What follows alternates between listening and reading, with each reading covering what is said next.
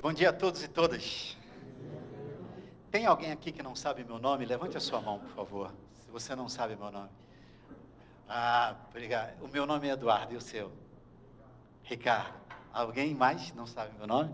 Beleza? Rodrigo levantou de maneira gaiata ali a mão, mas ele sabe o meu nome.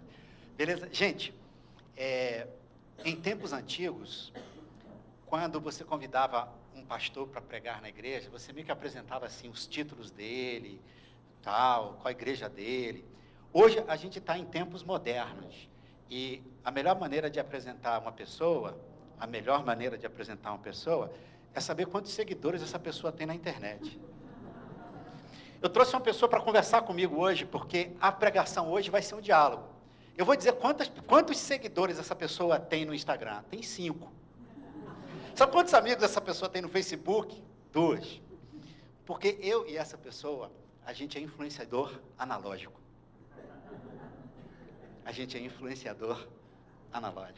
Lê, vem para cá. E eu queria bater um papo com esse cara. Você deve estar perguntando, ele anda sobre as águas? Não. Um cara comum, filho de Deus, que rema contra e a favor da maré.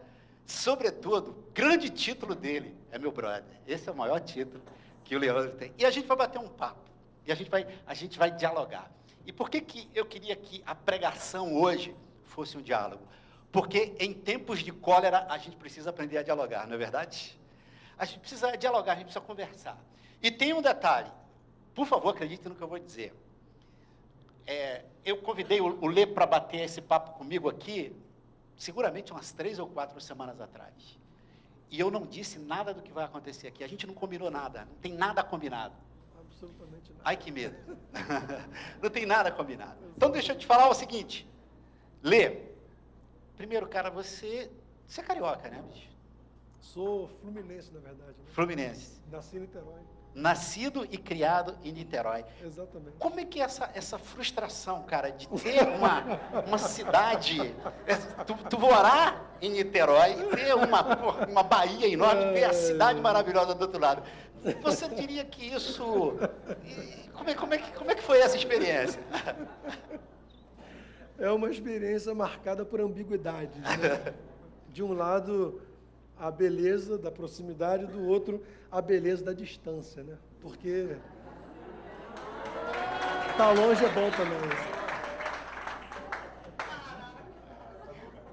Lê, 1-0 para você. Deixa eu ver se eu vou empatar esse jogo até o final. Cara, a pior coisa que eu podia fazer por você era pedir para você falar das tuas conquistas ou coisas do gênero. Muito ao contrário. Fala da tua família, cara. Você é casado, tem filho, não é? Como é que são? Lá em casa nós somos 5. Eu, Karine, a mulher com quem eu me casei e que casou-se comigo. Tenho tentado parar de falar negócio de minha mulher porque ela não é minha propriedade, né? Então, eu e Karine, que estamos juntos há 17 anos. Puxa, acho que você vai ter que puxar, é isso, Joca? Ele puxar um pouco mais para perto? A gente está junto há 17 anos e do nosso encontro nasceram 3 garotos, né? 3 meninos, que eu costumo chamar de 01, 02, 03. Mas eles têm um nome. Então, o mais velho chama-se Hugo, tem 14 anos. Telzinho, que é o do meio, fez 12. Vai fazer 13. E Igorzinho tem 8 anos, 03. Eu costumo dizer que os meus filhos são muito simpáticos, gentis e tal, mas o que me ama é o terceiro. Aquele moleque gosta... Os outros querem meu dinheiro, mas aquele ali gosta de mim.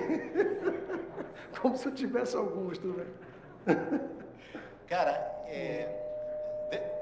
quer que a gente mude de microfone? É melhor? Se você quiser, a gente muda. Tá beleza? Todo mundo ouve bem aí? Tá? Cara, quantos anos você tem? 43, Valduzão. 43 anos? 43. Deixa eu te fazer uma pergunta. Ao longo da tua história, você identifica um momento, um período, uma estação que você pudesse dizer assim, cara, eu acho que ali se deu, se não uma conversão, porque para a gente desmistificar essa coisa de que conversão é um dia que aconteceu comigo, porque essas coisas tendem a jogar a história da gente anterior, tipo, nada do que eu vivi antes tinha Deus, e só a partir daquele dia que Deus entrou na minha vida. como se fosse possível existir longe do olhar de Deus, né? Mas assim, em termos de consciência, você identifica um período onde tua experiência com Deus, que possa se chamar de conversão ali, se aprofundou? Se você identifica, como é que foi isso, cara? Cara, eu diria que isso aconteceu algumas vezes ao longo do percurso da minha caminhada, né? Crescido na igreja, aquela coisa, família evangélica e tal, eu percebi que algumas vezes isso aconteceu, talvez 3 ou 4 vezes. Primeira, no começo, para mim, crescer na igreja era muito angustiante. Eu ia para a igreja aos domingos e eu tinha uma sensação de estranhamento absurda. Eu achava tudo muito esquisito, embora desde sempre, né, eu ouvisse as pregações, participasse de tudo, mas eu tinha uma sensação muito estranha, porque falava-se da boa nova de salvação, mas ela não soava como boa nova, soava como má notícia. Era uma coisa, na minha experiência, muito aprisionante. Eu, adolescente, cheio de perguntas, cheio de hormônios, cheio de fantasias sobre a vida e o mundo, e infelizmente na comunidade cristã eu não podia fazer perguntas, eu não podia colocar algumas questões, e isso era muito ruim. Então eu falei assim, cara, não dá para eu ficar aqui, né? Mas eu, enfim, menino, meus pais me levavam e eu ia. Lá para os meus 16, 17 anos, eu já comecei numa assim de, vou começar a não ir. Não era tão fácil assim não ir à igreja, porque meu pai ia pegar pelo cabelo assim, eu ia para a igreja com ele. Mas eu comecei a ter uma relação diferente com a igreja. Foi quando eu percebi assim, cara, deixa eu olhar com calma que parada é essa, né? E aí foi a primeira experiência que eu tive forte nesse sentido, que eu resolvi ler a Bíblia inteira. Eu fui lendo, algumas coisas me estranhavam, né, causavam até uma certa angústia no Antigo Testamento. Quando eu cheguei nos Evangelhos, eu falei assim, caceta, isso aqui é demais. Quando eu li o Evangelho de Marcos, né, e claro que talvez não tenha sido exatamente assim, mas hoje, olhando para trás, o Evangelho de Marcos é pau na mulher, né? O negócio vai, pá. Eu fui lendo assim, eu senti a energia que Jesus provocava, né? Porque ele surge do nada, depois de João Batista, começa a falar, e gente começa a chegar, ele fala mais ainda, mais gente chega, milagres acontecem, aquela movimentação, aquela energia. E eu falava assim, tem uma coisa que esse cara tem que eu não vejo na igreja, que era uma vitalidade, que era uma potência, que era uma coisa que dizia respeito à vida. Eu lia os evangelhos, né, e eu me sentia vivo. E a impressão que eu passei a ter é que até então eu não estava exatamente vivo, sabe? E aí aquilo foi importante para mim. Eu falei, caraca, esse negócio tem vida aqui nisso. Tem vida aqui. E tomado que eu fiquei por essa coisa, eu falei assim, cara, eu vou para o seminário, eu quero estudar, quero entender, quero saber. Porque eu tinha uma fantasia de que no seminário eu ia falar sobre essas coisas, né? E... Seminário, para quem não sabe, é o lugar onde pastores se formam, tá? E, cara, não era assim. O seminário era muito ruim. Era um lugar onde você não podia fazer perguntas. Basicamente, você vai para um seminário para aprender a repetir o que você ouviu a vida inteira com um pouco mais de sofisticação, né? Com um pouco mais de requinte, às vezes usando um estilinho diferente, né? Mas é a mesma coisa de sempre. E aquilo me angustiava de novo. Eu falei, cara, não é possível que eu caí nesse mesmo lugar. Até que um dia, eu creio que por uma intuição do Espírito Santo, eu estava na sala de aula, um professor falando, ele estava criticando um monte de gente, mas falando mal de um monte de gente. E eu pensei assim, cara, eu acho esse professor tosco no nível máximo. Ele é representativo de uma galera enorme, que eu também acho tosca. Eles estão criticando um pessoal que eu nunca li. E se tiver vida por aí? Então, eu resolvi ler os chamados hereges. Cara, foi uma coisa na minha vida, me salvou. Eu tive uma experiência, assim, de conversão. O primeiro livro que eu li nova sequência de literatura que eu encontrei foi Protestantismo e Repressão. Eu já li esse livro algumas vezes. Cada vez que eu leio é mais sério o negócio. A gente vai aumentando a caixa de ressonância, né? Você vai conseguindo entender melhor o que ele está dizendo. Rubem Alves escreveu. E foi uma coisa muito forte para mim. E ali eu falei, cara, se eu seguir com essa turma aqui, talvez eu encontre o que eu estava buscando. Lê, você falava de que como na leitura que você fez aí do texto bíblico, quando você chega em Jesus, é como se dissesse para tudo, para tudo. Cara, eu vou te fazer uma pergunta dura e também vou entrar dura não no sentido de que a pergunta ela implica uma seleção da tua parte. Se você tivesse que escolher uma característica, só uma, de Jesus de Nazaré, que você pudesse dizer assim, essa coisa aqui em Jesus, ela me é a coisa mais encantadora, o que seria? Essa pergunta, na verdade, para mim, ela é bem fácil, porque eu tenho isso claro para mim. Digo eu, não o Senhor, vocês podem discordar à vontade, mas para mim a coisa mais fascinante, impressionante, extraordinária, raríssima de Jesus é que ele era ele próprio. Jesus era alguém que estava em si mesmo, não queria ser nenhuma outra pessoa senão quem ele era. E essa fidelidade ao que ele era, para mim, é o coração do cristianismo. Quando a gente fala assim, de que a gente tem que ser igual a Jesus. Cara, a gente não tem que ser clone de Jesus. A gente tem que ser a gente, como Jesus era quem ele era. Eu creio muito nisso, de que Deus nos fez tão diversos, justamente porque na singularidade de cada um, algo de Deus se manifesta, e na medida em que a gente abre mão desse singular para ser como todo mundo mais, a gente apaga uma luz que Deus queria que brilhasse. Eu acredito nisso de todo o meu coração.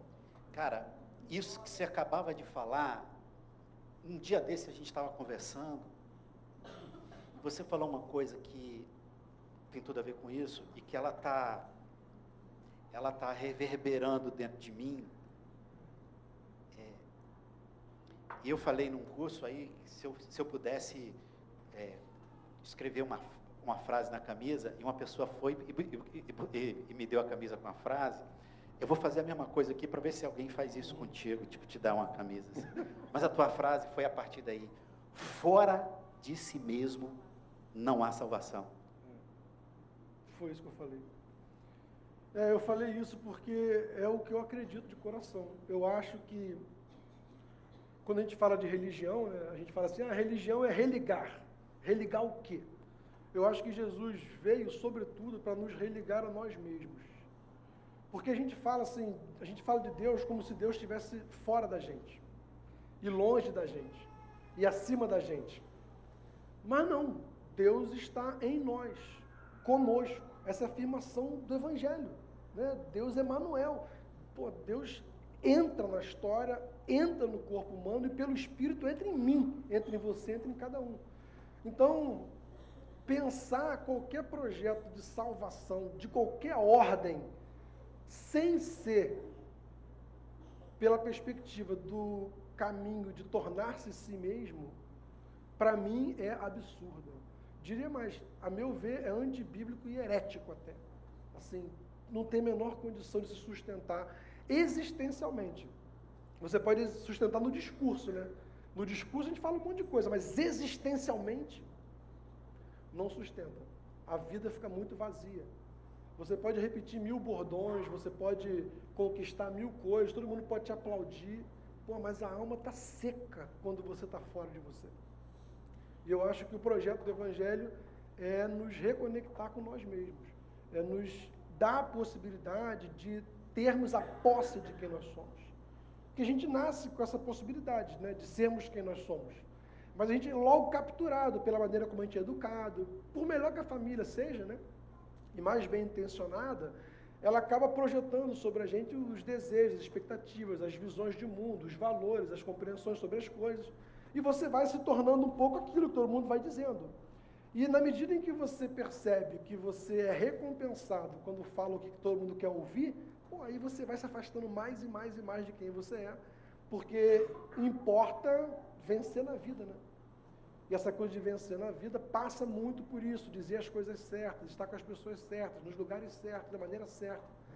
E quando você se propõe a ser quem você é, cara, você vai falar muita coisa que não é certa, você vai querer estar em lugares que não são certos, você vai pensar e sentir e dizer coisas que não agradam a muitas pessoas. Então, eu acho que Jesus viveu essa experiência, né? Totalmente. Sem dúvida.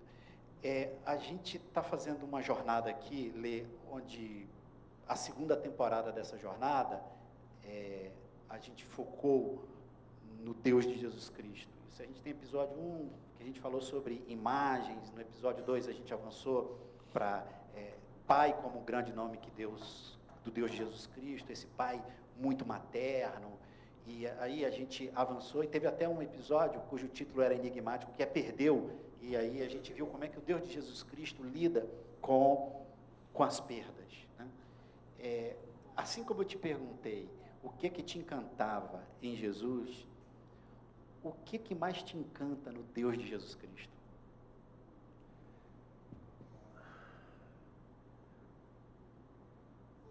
O que mais me encanta no Deus de Jesus Cristo é a absoluta capacidade de abrir espaço para o outro ser também. Porque eu acho que existe um conflito entre o Deus de Jesus Cristo e o Deus, sei lá, vamos dizer, das confissões de fé, dos dogmas, das doutrinas e tudo mais. Porque o Deus de Jesus Cristo é um Deus interessado em que você seja quem você é. É um Deus interessado em que você construa o seu caminho. É um Deus interessado no seu projeto pessoal de fazer da sua existência uma coisa significativa para você primeiro e para quem está à sua volta. E você vê isso de muitas maneiras, da maneira como Deus, né, vai se revelando nas Escrituras, eu acho. Mas muitas vezes, na construção teológica, na retórica da igreja, Deus não é esse Deus generoso, Ele é um Deus mesquinho, Ele é ciumento. Por exemplo, tem uma frase que é uma frase bíblica, mas tem que ser bem entendida. Por exemplo, aquela frase que fala assim: Deus não divide a glória dele com ninguém. Aí você prega um sermão maneiro, alguém fala assim: pastor, que coisa linda, não me elogie, porque a glória é só do Senhor. Ah, gente, pelo amor de Deus, para com isso, é coisa horrorosa. Que pai não gosta de ver o filho ser elogiado? Que pai não gosta de ver o filho ser bem sucedido? Mas na retórica da igreja, Deus tem inveja da gente. Na retórica da igreja, Deus fica ressentido quando alguém brilha. Então, uma pessoa faz uma coisa bonita, e aí ela é aplaudida. Mas o que é isso? Você fica aplaudindo ali, daqui a pouco o cara está caindo. Eu acho que ele vai cair se não for aplaudido, né? A baixa autoestima vai comer o cidadão, ele vai... Mas não, a gente tem essa coisa horrível que a gente criou esse Deus, a nossa imagem e semelhança, né? Altamente narcisista, altamente egocêntrico, altamente inseguro, que tem que ser o tempo inteiro bajulado, o tempo inteiro elogiado, o tempo inteiro aplaudido, e ele não pode ver ninguém ser bem sucedido, que ele fica triste, magoado. Eu acho isso uma loucura. O Deus de Jesus não é assim. O Deus de Jesus e o Deus que se revela em Jesus, ele faz de tudo para você ter uma experiência, ter lugar. Jesus sempre pergunta assim: você quer ser curado? Né? Ele não vai curando. A gente pode assumir assim: quem não quer ser curado? Sem a gente que não quer. Pode parecer absurdo, mas não é. Muitas vezes nós não queremos ser curados de doenças da existência e doenças do corpo. Porque há ganhos secundários em ser enfermo. Então a gente não quer ser curado, como a gente fala, não. É bem mais complicado isso. Ah, eu quero tornar a pessoa melhor. Isso não é bem assim, não. É muito mais complicado do que isso. A gente acaba mudando quando permanecer o mesmo faz a gente sofrer mais do que mudar. Se não chegar nesse limite, a gente insiste em ser quem a gente é, porque é um lugar seguro, cara. A gente aprendeu a ser assim. Pode estar ruim, estar apertado, estar complicado, mas você já conhece, você mais ou menos sabe lidar com aquilo, você já criou um repertório de respostas para você se enganar os outros, aí você vai levando daquele jeito. Mas Jesus não é assim. Né? E Deus Jesus não é assim. Deus Jesus é assim, cara. Olha que imagem linda. Se nós cremos que Jesus é Deus em carne e osso, cara, Deus, no episódio lá da última ceia, se ajoelha diante dos homens e lava os pés dos homens. Cara, que é isso? Tem imagem mais poderosa, mais bonita, mais potente, mais afirmativa do humano do que essa? Senhor de toda a glória. Não é? Deus Todo-Poderoso que fez os céus e a terra, o que é, o que era, o que há de vir. Pô, chega diante do calça riado e do apelo, se ajoelha, lava o pé. É muito bonito isso. É muito bonito. Eu acho isso extraordinário. De uma beleza raríssima. E acho que quanto mais também a gente consegue fazer isso, mais a gente acessa essa experiência dessa generosidade divina que afirma o outro e de alguma maneira muito louca afirma a gente também. Eu creio nisso aí. Cara, isso que você está falando, dia desses eu fui a um lugar e era a hora do almoço e um grupo de mulheres, como é próprio lá nas reuniões de concílio de presbitério, né? Os homens tomando decisão e as mulheres servindo a gente. E aí colocou o almoço e alguém foi agradecer. E a pessoa orava assim: Deus, muito obrigado por esse alimento que está sobre a mesa, muito obrigado pelas mãos que prepararam, mas que isso não afete a tua glória. Eu falei, cara, da hora do almoço, a gente pode dividir esse momento com alguém que fez a comida, cara. Porque é uma retórica, né? Isso que a gente vem falando, é uma coisa que parece que Deus não está na vida, cara. Deus não está na vida, não está aqui, é tudo estranho. E aí, pulando nessa coisa, esse negócio que você faz, essa imagem do lava-pé, e você certamente deve estar dizendo você, né? Quando nós vivemos uma experiência no retiro, onde a gente lavou os pés uns dos outros e se abateu um silêncio profundo, e nós chorávamos, porque para lavar o pé do outro você precisa se ajoelhar diante do outro, e você precisa sair do lugar que você está e se tornar uma vulnerabilidade incrível. Cara, assim, é encantador para mim ali, por mais clichê que essa palavra seja, o que Jesus veio propor na relação com seu Pai na terra é uma relação de amor. E isso, cara, isso continua me encantando. Essa semana eu fui lá, a gente estava conversando lá no Éden, e a gente bate papo e comendo pão com manteiga. Todos vocês estão convidados aí na casa do Éden para comer pão com manteiga. A gente comia pão. E ele falava sobre esse texto. Cara, aquele texto, presta atenção, aquele texto, Pedro vai caminhando com Jesus, Jesus morre, e daí Jesus aparece de novo na praia, e daí Jesus olha para Pedro e faz uma primeira pergunta: cara, assim, Pedro, tu me amas? E Pedro diz: sim, Senhor, eu te amo. E lá no seminário a gente aprende a usar a palavra grega fidel, Pedro, que eu não sei o quê. Não, Pedro, você me ama, cara.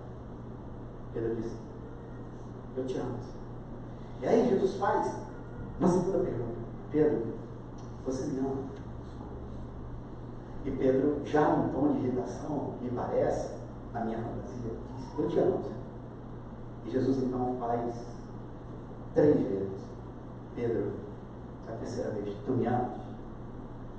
E Pedro diz: sim, eu te amo. Cara, você lembra do Tim Keller quando ele contou, falando de como uma escritora americana, judia, criava algumas histórias, algum jeito de ser da Bíblia para falar de verdades da Bíblia. E ele contou a seguinte história. Disse que uma vez Jesus se reuniu com os seus discípulos e falou assim, era de manhã, falou: galera, vamos até o campo e peguem uma pedra. Vocês vão ficar com essa pedra a manhã toda. E aí Pedro, o cara assim mais esperto, foi. Tiago pegou uma pedra normal, os outros pegaram uma pedra normal, e Pedro, sabendo que ia ter que carregar a pedra, pegou uma pedrinha desse tamanho e botou no bolso. E passou a manhã toda, enquanto a galera estava carregando a pedra. Chega na hora do almoço, Jesus olha para eles e diz assim: coloquem suas pedras sobre a mesa. E Jesus então transforma as pedras em pães. Pedro fica desesperado. A pedra de água, de pão desse tamanho, é a pedrinha dele deste tamanho. Terminada a refeição, Jesus então olha e diz assim: hoje à tarde vocês vão continuar carregando pedra. Vocês vão carregar até a hora do jantar. Cara, Pedro sai, pega uma rocha e fica a tarde toda carregando aquela rocha. A tarde toda carregando aquela rocha. Chega a noite, na hora do jantar, Jesus então olha e diz assim: joguem as pedras no rio. Pedro fica desesperado. Bota o dedo na cara de Jesus. Jesus olha para Pedro e diz: Pedro, a questão, meu filho, não é carregar a pedra, a questão é para quem você carrega a pedra. Cara, essa pergunta, para quem, me dá a sensação de que Jesus quis dizer o seguinte: cara, esquece o inferno, esquece a lei, esquece as formas, esquece absolutamente tudo. Está eu e você aqui, só está eu e você, não tem luz, não tem ninguém, não tem plateia, está eu e você. Cara, uma boa. Você me ama. Eu estou aqui por você, cara. Você me ama. Essa construção, cara, de uma relação baseada no amor, não na aprovação, não em dizer as coisas certas, não nessa experiência psíquica de eu ser alguém para ser aceito, porque se eu não for aquilo, não seria amado. E esse olhar de Deus e de Jesus para além dessas formas, ele me encontra lá, no meu lugar mais verdadeiro, na minha verdade mais verdadeira sobre mim mesmo. Eu arriscaria te dizer que até os 40 dá para enganar, passou dos 40. Essa verdade vai chegar muito próxima, muito próxima, muito próxima, muito próxima. Como é que você vê isso? Eu acho que tem um autor importante chamado Jung, que tem um conceito legal. Ele fala da segunda metade da vida. Então ele fala que... Vocês estão ouvindo o bem? Fala um pouco mais alto. O Jung fala da segunda metade da vida, né? Então ele fala o seguinte: basicamente a gente passa a primeira metade da vida da gente, aí ele está pensando em termos de 35 anos, 30 anos, até 40. Quando ele escrevia, as pessoas viviam até 70, 60 e pouco, hoje a gente vive mais. Mas a ideia é a seguinte: a gente passa boa parte da nossa vida tentando se encontrar em si mesmo, tentando se individuar da cultura, que é um contexto, né, dentro do qual a gente é construído, a gente vem a ser quem a gente é. E nesse processo a gente absorve muita coisa, a gente, né? Então ele fala assim que quando chega aos 40 anos de idade, mais ou menos, 30 e pouco, você já mais ou menos fez aquela decisão profissional mais importante, você mais ou menos encontrou o amor da sua vida, já se casou ou não, hoje em dia já casou, já separou, até casou de muitos no caso. Você já mais ou menos cumpriu todo aquele script social que todo mundo tem que cumprir. E aí você fica diante de você. Bem, eu já fiz tudo que todo mundo queria, agora o que eu quero para mim? Então é nessa hora da segunda metade da vida, quando ele diz que questões que foram jogadas na sombra da nossa existência começam a cobrar da gente, reclamar da gente algum tipo de reconciliação. E nessa hora, a gente descobre o que a gente ama, ou quem a gente ama, ou por que a gente faz o que faz. Estava falando na tela, me lembrei de um texto do do Camus, Albert Camus, chamado O Mito de Sísifo. Talvez vocês conheçam. É um cidadão que cometeu uma infração qualquer lá e ele foi punido pelo rei. E a punição era a seguinte: todos os dias, ao amanhecer do dia, ele tinha que pegar uma pedra enorme, rolar aquela pedra até o alto da montanha, para poder pagar a pena dele. Só que quando ele chegava no alto da montanha, virava as costas e a pedra descia. E ele tinha que fazer aquilo novamente, e assim sucessivamente. E a pergunta lá que o Caminho vai fazer é: qual o ponto? Qual o ponto disso? Como é que você escapa? Como é que você escapa do absurdo que é viver uma vida que não faz o menor sentido para você? E ele coloca a questão, vai discutir a questão ele discute a questão do suicídio e tal, porque a gente fala assim: cara, que loucura alguém tirar a própria vida. Como é que alguém pode tirar a própria vida? O Caminho pensa o contrário. Para Caminho é o seguinte: como alguém pode querer viver? Qual o ponto de viver? Qual o ponto de viver? A gente passa a vida rolando pedra e não faz essa pergunta. A gente passa a vida fazendo prova, passando em cursos, em processos seletivos, conquistando aumentos de salário, de função, e não pergunta qual o ponto. Né? Então ele fala assim em algum momento: cara, Sísifo quer ser feliz, precisa ser feliz. Tem uma discussão nesse sentido. E eu fico pensando que chega uma hora na vida em que você começa a perceber que tudo aquilo que todo mundo falou para você que era o caminho, que era a coisa a ser feita, que era a construção pela qual te aplaudo, você de repente olha e fala assim: cara, eu estou rolando pedra. E essa pedra sequer é minha. E isso é absurdo. E você começa a se perguntar assim: qual é o ponto de continuar fazendo isso? Terceira temporada aqui da nossa jornada. A primeira a gente falou um pouco sobre os fundamentos, a segunda a gente falou sobre o Deus Jesus Cristo, e eu já tento ir encaminhando a gente aqui para o final. A terceira temporada, que só vai começar no 1º de agosto, a terceira temporada a gente vai falar sobre como Jesus inaugurou uma nova espiritualidade e ele nunca fundou uma religião. De maneira assim, muito rápida, qual é a grande diferença que se vê entre religião e espiritualidade? A diferença é abissal, né? A religião é uma tentativa de controlar a espiritualidade. Então, é engraçado porque a gente fala de religião com muita... sem parar de pensar no que está falando, né? E a gente usa a definição, tem uma definição do século IV de Agostinho, de religião como esse negócio de religar-se com Deus, né? Mas tudo isso aí é dito sem que a gente se dê conta de que tem um monte de coisas que estão pressupostas nessa construção.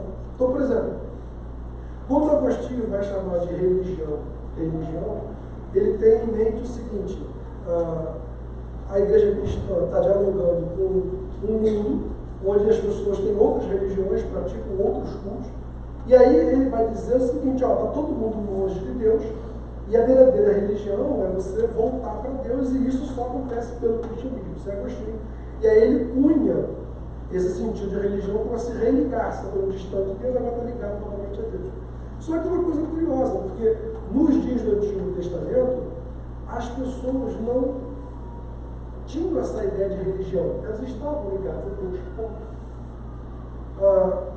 A espiritualidade é justamente essa perspectiva de você viver em Deus de maneira tal que você não se dá conta de que você está praticando, ou exercitando, ou fazendo alguma coisa que tem esse nome, que funciona segundo uma certa estética, que tem um conjunto, um corpo de saber que envolve aquilo e normatiza e diz que isso é verdade, isso é permitido, ou isso não é verdade, isso não é permitido. Não, as pessoas viviam com Deus. Não tinha esse nome. né? Então, eu creio que a espiritualidade é essa dimensão da experiência de Deus que está ou antes ou depois disso que a religião se propõe a ser. A religião, ela tenta organizar essa experiência e reproduzi-la. E aí que é o problema. Por exemplo, funciona assim, a religião é assim, espiritualidade é experiência, religião é tradição. Então, vamos supor, vai ter a festa junina aqui, né? Julina, dia 7, não é isso? Julina. Dia 13 de julho vai ter uma festa aqui na igreja bacana. E daí puxando agora. Eu imagino que essa festa vai acontecer porque em algum momento eles fizeram uma festa, foi boa. Cara, vamos fazer de novo ano que vem? Vamos fazer de novo ano que vem? O que é isso? A religião funciona assim. Você tem uma experiência de encontro com o sagrado. Você, uau! O que foi isso que aconteceu comigo? Eu quero viver isso de novo. Como é que eu faço? Eu vou repetir o que eu fiz da outra vez. E aí você vai e começa a mimicar, né? A imitar uma primeira experiência, entendendo que se você colocar aquela experiência numa tradição ou sistema de experiência, você vai todas as vezes sentir o que você sentiu daquela vez. E o que acaba acontecendo é que isso talvez funcione 1, 2, 3 vezes, mas depois de um tempo, não necessariamente. Depois de um tempo, isso pode inclusive impedir você de voltar àquela experiência. E o perigo da tradição é esse. É que você, no esforço por retomar a experiência e atualizá-la, você pode se afastar cada vez mais dela, porque a aprisionou naquela vivência que não volta mais.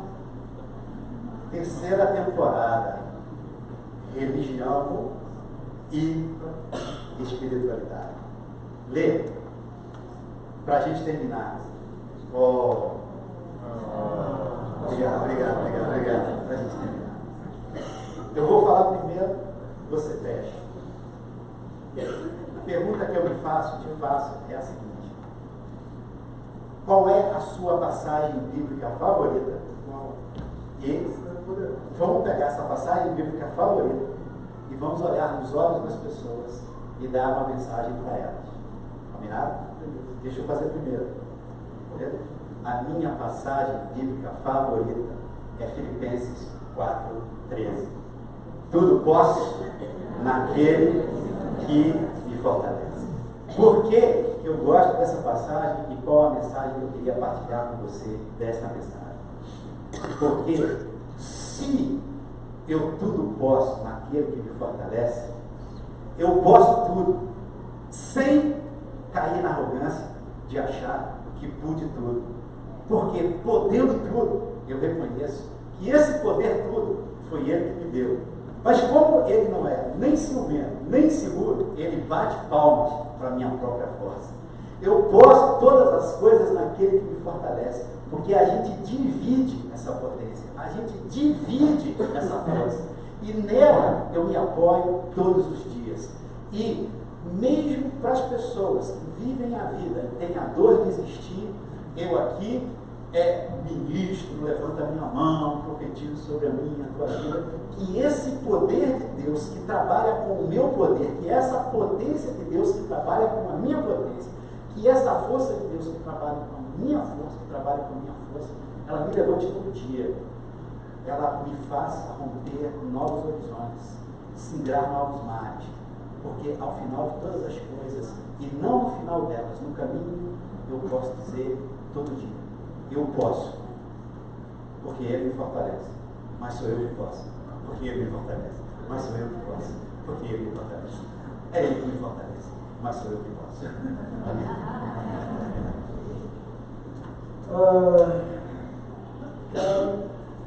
Difícil. Mas eu estou aqui lutando entre dois.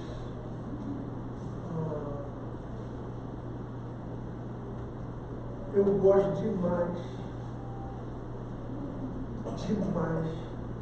quando Paulo escrevendo aos Romanos fala assim: tudo é puro para quem é puro. Tudo é puro para quem é puro. Cara, se a gente parasse para levar isso a sério, puxa, eu tenho a impressão de que essa é uma afirmação da singularidade, é uma afirmação da relação, é uma afirmação do olhar de cada um. Porque não tem como não comparar. Né? Você pega o Levítico, ali diz o que é puro e o que é impuro. Não tem jeito, cara.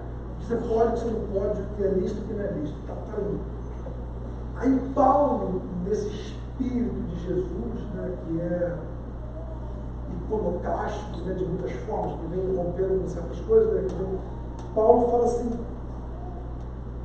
dependendo da relação, no contexto da relação, irmão, nada é a priori condenável. E isso é de uma potência absurda, porque é na minha relação com Deus que eu vou construir eticamente o meu caminho.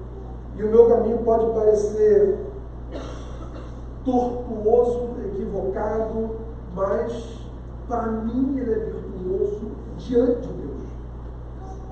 E Paulo fala que se você vive o seu caminho, ainda que o mundo ache estranho, critique e aponte o dedo, mas se você o faz de coração puro diante de Deus, Deus tem prazer. Eu acho isso assim, uma das coisas mais bonitas que pode existir. Porque é a possibilidade de você, é a afirmação da sua singularidade diante de um Deus que chega a ponto de dizer, cara, faz o teu caminho aí, ainda que tenha coisa aqui ali que eu talvez fizesse diferente, mas se você faz na pureza do teu coração, está segurando embaixo, não está junto com esse negócio. Eu acho isso demais. Só eu, como pai, tenho dificuldade de fazer isso com meu filho. Meu filho, ele joga voleibol pelo Botafogo, né? Eu digo, meu filho, você tem que trocar, vai para outro clube. Vai para outro time.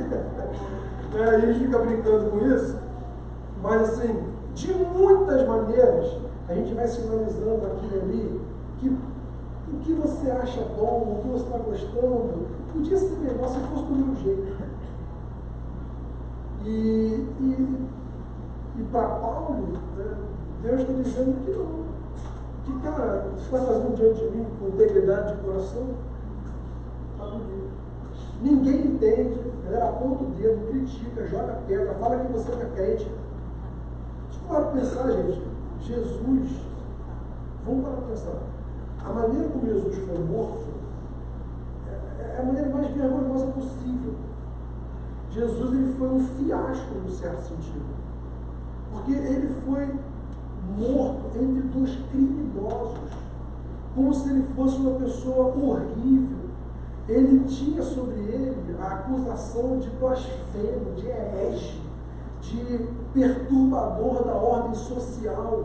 Jesus era o que a gente hoje chamaria, sem medo de errar, de vagabundo, de, enfim, coisas dessa ordem. Só que Jesus era inteiro.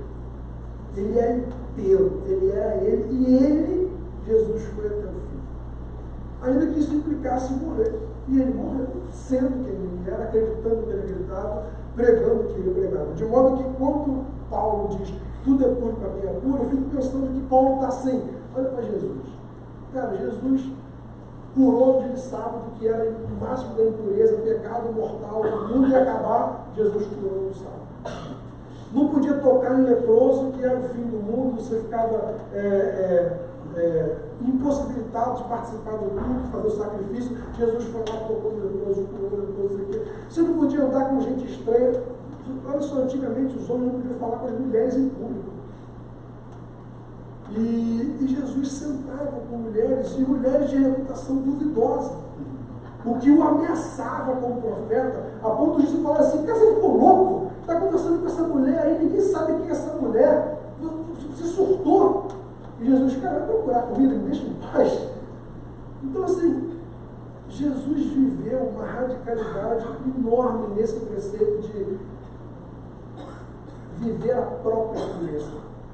Não a pureza da moral instituída, não a pureza do Levítico, não a pureza do sacerdócio, não a pureza da confissão de fé, cara, a pureza do próprio coração. Diante de Deus, para quem ele prestava conta. e que no fim das contas o julgava puro. E por isso o ressuscitou. Porque ele não merecia morrer, foi um fenômeno. Estava errado aquilo ali. Eu fico pensando que Deus ressuscitou Jesus porque falou assim, que essa galera não entendeu nada, isso não pode ficar assim. A história não pode terminar desse jeito. E aí a ressurreição tem a ver com isso, com essa revisão do texto, né? Tudo é puro para quem é puro. Entendeu? Se você faz diante de Deus, isso pode virar uma desculpa para você fazer um monte de coisa escrota, né? Um monte de coisa assim, saiu. Para você fazer um monte de coisa absurda, assim, sem noção, equivocada. Ah, não, mas tudo é puro para quem é puro. Mas se você fala isso de um lugar de impureza, não é puro. Entende? Não é puro. Tudo é puro para quem é puro se você está num lugar de impureza, de pureza, não sei isso. Né? Mas se você diz isso num lugar leviano, você não tem o direito de dizer isso. Né? Então é nesse sentido. E, bom, eu acho que isso é de uma potência absurda. E é uma notinhazinha, algo de Tito, né? Uma frasezinha perdida, mas para mim é uma das mais potentes lá da Escritura. Né? Aliás, essa carta aos Romanos. É porque Tito é outro texto que eu queria falar aqui. É isso. Senhoras e senhores, meu amigo Leandro. Meu amigo Leandro.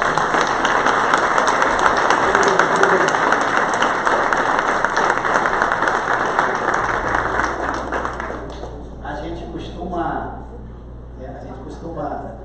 Leandro mora lá no interior e eu moro na capital, então é difícil para mim sair daqui. Tem Leandro que é o pessoal que da igreja que mora lá no interior e tal, e quando a gente senta, ora tomando um chopp gelado, ora não, ora só tomando água com gás, tem uma comidinha aqui lá perto, e a gente senta e a gente conversa, a gente faz isso aqui, a gente conversa e a gente passa com toda a liberdade, a gente passa por Jung, a gente passa por Freud, a gente passa por Kierkegaard, a gente passa por Paulo, a gente passa por Jesus, a gente vai serpenteando por esse Deus que está para além de qualquer coisa. E que coisa boa a gente ter alguém com quem a gente possa caminhar e estar juntos. Gente, eu queria bater esse papo combinando para deixar assim, marcado duas coisas. Primeiro, e quem de nós irá dizer que nós não tivemos uma pregação hoje de manhã? Quem de nós irá dizer? Porque a gente mudou a forma. Segundo, sabe claro que aqui está fácil o diálogo, porque a gente pensa muito igual, a gente está muito juntos. Talvez o diálogo complicasse se tivesse aqui do lado de cá alguém que a gente tivesse posições muito extremadas. Mas eu também quis falar com a igreja, queria colocar, eu queria que essa imagem ficasse, como a gente aqui não usa o celular nesse momento, mas se a gente pudesse fotografar, não eu e ele, mas a imagem de duas pessoas conversando. Essa imagem. Porque vivemos tempos de cólera e a gente precisa aprender a dialogar. A gente precisa a arte do diálogo. E eu aqui digo a vocês o seguinte: o modelo de Jesus foi o modelo da conversa e do diálogo. A oratória foi uma invenção grega. Jesus sentou com os seus discípulos, conversou com eles. E foi no dia a dia, no bate-papo, ali, tomando café no fogão, onde as coisas, de fato, se deram e a boa nova chegou entre nós. Esse é apenas o primeiro de uma série de diálogos que a gente vai fazer aqui na igreja. Sempre, sempre, sempre com gente, com pessoa, com alguém que a gente olha e tem a alma. Meu amigo, obrigado. Só na continuação desta vida eu vou poder agradecer a Deus o bem que você me faz, sua cabeça, seu coração, os filhos, sua esposa, a amizade.